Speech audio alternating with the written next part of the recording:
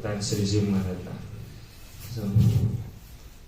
સ્વાદ ના આવે ને ઉમંગ એટલે વિચાર કરવાનો કે કઈક ભૂલ પડે છે.